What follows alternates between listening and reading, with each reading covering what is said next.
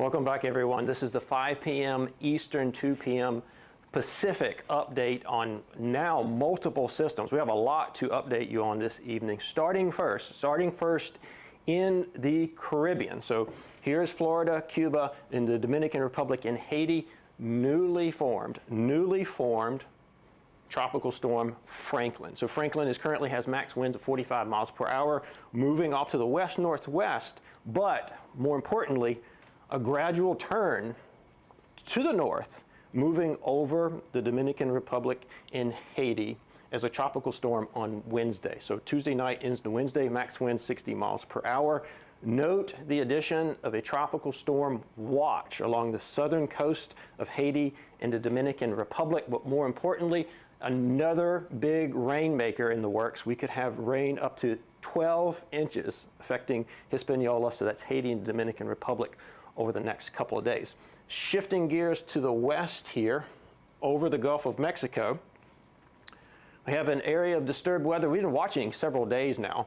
It now has a 50 to 60% chance of development over the next couple of days as it moves off to the west-northwest pretty quickly, and then going into potentially southern Texas, regardless of whether it develops into a tropical cyclone over the next couple of days, bringing its heavy rains into southern Texas.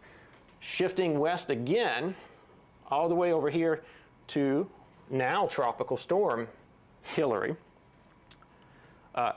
The center of circulation is now nearing the southern coast of California. So it's just south of the border with Mexico here. Maximum sustained winds 60 miles per hour, racing more off to the north, moving north at 25 miles per hour. Still a tropical storm warning in effect for Southern California. And I've added some new warnings here for you to help you understand the evolution of this storm even as it moves inland. So it's going to move inland really fast by Sunday evening up here. It's Sunday, this is Mountain Time, so 11 p.m. Near tropical storm force, but barely. And then look how it races off into the Intermountain West, weakening to a tropical depression.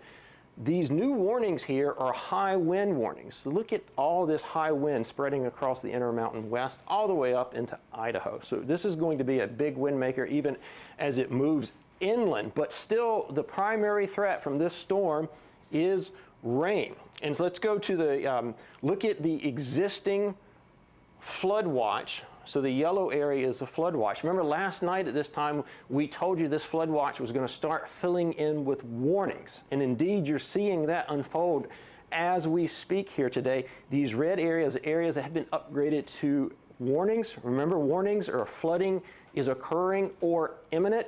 And if you look at the radar in this area, unfortunately, over the next couple of hours, I think you're going to see more of these warnings fill out in Southern California. If you're watching us here from Southern California, just don't go out. Just stay put where you are. And what is causing all of that? What is causing this warning? If you look at the rainfall totals, so if you look at the potential rainfall totals here, I'm going to zoom in here. So bring the scale back.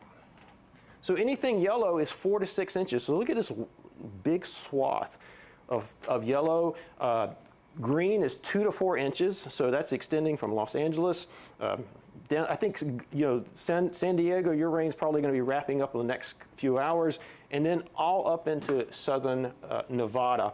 And what this does is create a high risk of flooding. So this bright purple area is a high risk of flooding. So that's really Palm Springs area. If you're watching us from Palm Springs, absolutely do not be out and about. Probably a pretty dangerous situation over the next couple of hours. In this red area as well, extending from Los Angeles, San Diego, Las Vegas, moderate risk of flooding. Another place just to stay put, especially over the next several hours as the sun starts coming down. It will be very, very difficult for you to see water in roads. And we see this time and time again with these heavy, heavy rain events. People overestimate their ability to drive through flooded roads. Just because you may have a high-profile vehicle or SUV or a truck does not mean that you're necessarily safe to drive through these flooded roads.